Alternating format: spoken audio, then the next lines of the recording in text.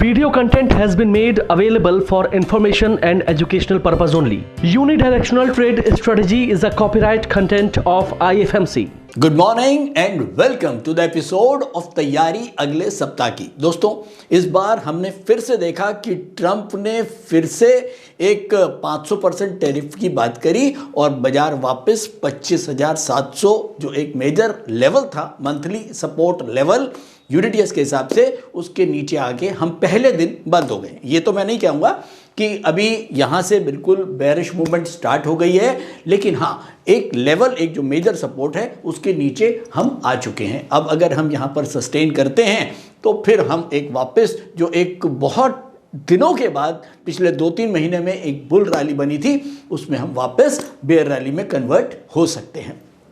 अब बात यह आती है, मैं पहले भी बोल चुका हूं कि ऐसे मार्केट में बड़ी इन्वेस्टमेंट से बचें, लेकिन एसआईपी चालू रखें। और ये आप लोग कर रहे हैं, वो आपके डेटा में भी दिख रहा है।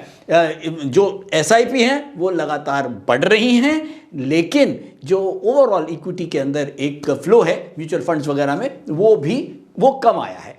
तो खैर, एसआईपीज अच्छी चीज़ है, वो आपको समझ में आ गया है। अब बात आती है कि ऐसे समय में अगर हमको एक बड़ी इन्वेस्टमेंट नहीं करनी तो हमें क्या लेना चाहिए, कौन सा सेक्टर लेना चाहिए, कौन से स्टॉक लेने चाहिए। इसके ऊपर मैं पिछली बार पूरी वीडियो में बता चुका हूं, पिछले लेक्चर में, कि किस तरह से हमको अच्छे सेक्टर के अच्छे स्टॉक जिसमें एफआईआई इंटरेस्टेड हो और जिसमें मोमेंटम हो, ऐसे 4 चीज़ें जो हैं, ये अगर किसी स्टॉक में हैं तो वो हमको लेना चाहिए। देखिए, ऐसे मार्केट में अगर हम अच्छे स्टॉक्स, अच्छे सेक्टर के नहीं लेके चलेंगे तो होगा क्या, फाइनली आपका पोर्टफोलियो फिर से लाल ही दिखेगा, चाहे मार्केट कितना ही बढ़ जाए। और ये जनरल एक लोगों की प्रॉब्लम है कि जी मार्केट तो लगातार बढ़ रहा है, निफ्टी लगातार ऑल टाइम हाई पे है, लेकिन हमारा पोर्टफोलियो अभी भी लो पे है। यही रीजन है।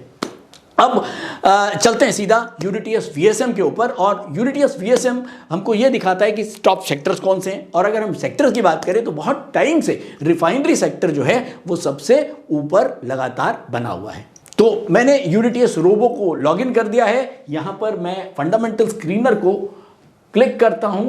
ये मैंने फंडामेंटल स्क्रीनर खोल दिया है और सबसे ऊपर अगर मैं देखूं तो टॉप सेक्टर्स के अंदर रिफाइनरी आ रहा है, और ये आज से नहीं, बहुत टाइम से आ रहा है। अब इसके ऊपर बहुत सारे क्वेश्चन पूछते हैं कि सर ये रिफाइनरी टॉप पे आ रहा है, इसने तो यूडीटीएस रोबो ने तो केवल डिमांड के हिसाब से इस सेक्टर को निकाल दिया, इसके पीछे और क्या लॉजिक है। तो आज मैं बात करने वाला हूं कि रिफाइनरी सेक्टर के पीछे क्या लॉजिक है कि इसके अंदर डिमांड बनी हुई है।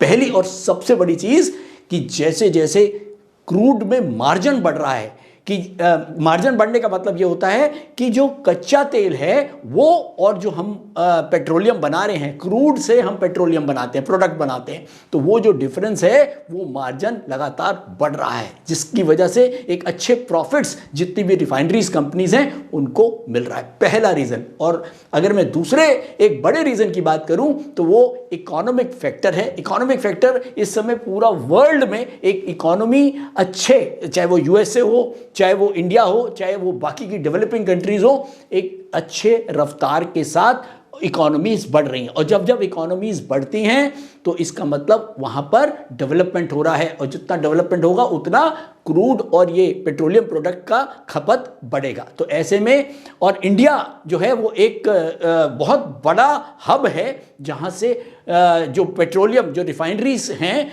ये क्रूड को रिफाइन करके अफ्रीका और बाकी के देशों में भेजती हैं। तो यहां पर रिफाइनरीज को एक बड़ा फायदा मिलता है। और इसके बाद अगर सबसे इंपॉर्टेंट बात करूं तो बात आती है कि सेक्टर रोटेशन।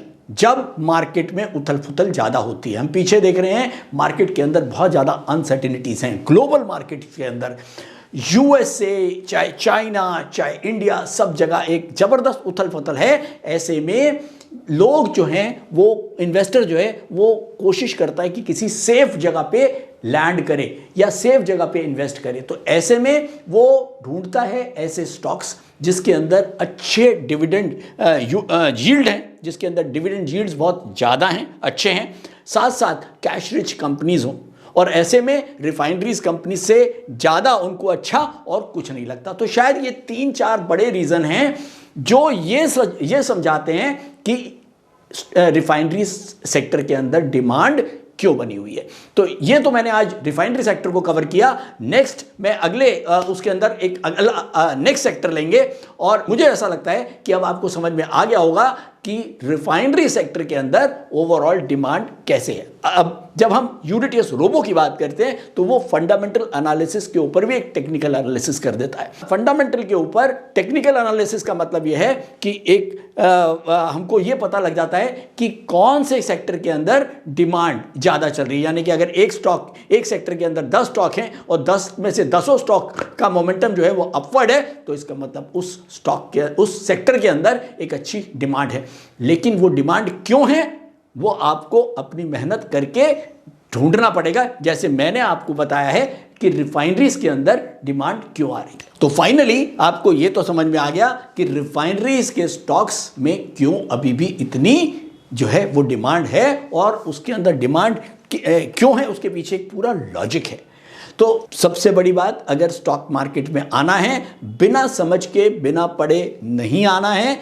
और हाँ, अगर आपको स्टॉक्स के अंदर पैसा लगाना है तो उनके फंडामेंटल्स की समझ आपको होनी चाहिए। आपको पता होना चाहिए मुझे कौन से सेक्टर को चूज़ करना है, कौन से सेक्टर के कौन से अच्छे फंडामेंटल स्टॉक्स हैं उनको कैसे चूज़ करना है, साथ में एफआईआई की उनके ऊपर क्या एक्टिविटी है और साथ में उनका अपना टेक्निकल मोमेंटम क्या है। जब इस तरह की जानकारी आपके पास पूरी होती है तो शायद फिर आप तैयार होते हैं स्टॉक मार्केट में डायरेक्ट इन्वेस्टिंग के लिए। उससे पहले अगर आपको ये सारी चीज़ें नहीं आती हैं तो अब आपके पास एक ही तरीका है मार्केट में आने का और वो है म्यूचुअल फंड।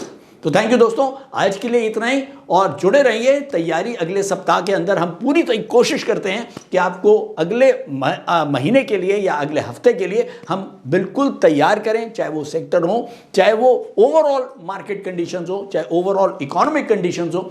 तो इस समय अगर मैं इकोनॉमिक कंडीशंस की बात करूं तो एक पॉलिटिकली जो चारों तरफ एक जियोपॉलिटिकल सिचुएशंस है वो बहुत अच्छी नहीं है और शायद यही एक मार्केट के अंदर रिफ्लेक्शन हमको लगातार दिख रहा है। फाइनली एक सबसे इंपॉर्टेंट पॉइंट और है और वो है क्रूड के जो प्राइस है वो बहुत टाइम से स्टेबल है। इतना कुछ होते हुए भी, जियोपॉलिटिकल सिचुएशंस इतनी खराब होते हुए भी क्रूड के जो प्राइसेस हैं उसमें बहुत ज्यादा वेरिएशन नहीं आया।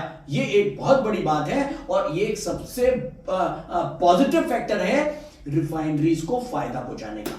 अब जब क्रूड के प्राइसेस स्टेबल हैं और डिमांड लगातार बढ़ रही है तो ऑब्वियसली ये रिफाइनरीज के लिए बहुत बढ़िया बात हो गई कि उनको जो कच्चा माल मिल रहा है वो बहुत महंगे रेटों में नहीं मिला, वॉलेटिलिटी उसमें नहीं थी और उनका माल डिमांड के साथ अच्छे रेटों में बिक रहा है।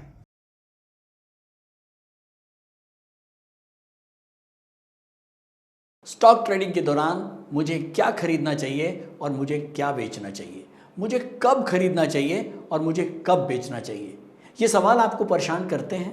तो चलिए सिंप्लीफाई करते हैं स्टॉक ट्रेडिंग को और निकालना सीखते हैं वो एक्यूरेट पॉइंट्स जहां हमें स्टॉक को बाय या सेल करना है। मेरे यानी मनीष तनेजा के साथ IFMC की यूनिटीएस स्ट्रैटेजीज से। यूनिटीएस यानी यूनिडायरेक्शनल ट्रेड स्ट्रैटेजीज जो है हर स्टॉक ट्रेडर की पहली पसंद, जो बनाती है स्टॉक ट्रेडिंग को सिंपल, एक्यूरेट और स्ट्रेस फ्री। यूनिटीएस स्ट्रैटेजीज सभी इंटरवल्स पे काम करती है, चाहे वो इंट्राडे हो, पोजिशनल हो या लॉन्ग पोजिशनल हो। मेरे 26 सालों के एक्सपीरियंस और एक्सपर्टीज का निचोड़ है यूनिटीएस। IFMC की लोकप्रियता का राज है उसकी copyright strategies and IFMC is unchallenged leader in stock market education. IFMC is now a school of 10 million learners, awarded twice by Delhi City Icon Awards. So let's begin UDTS online course by IFMC.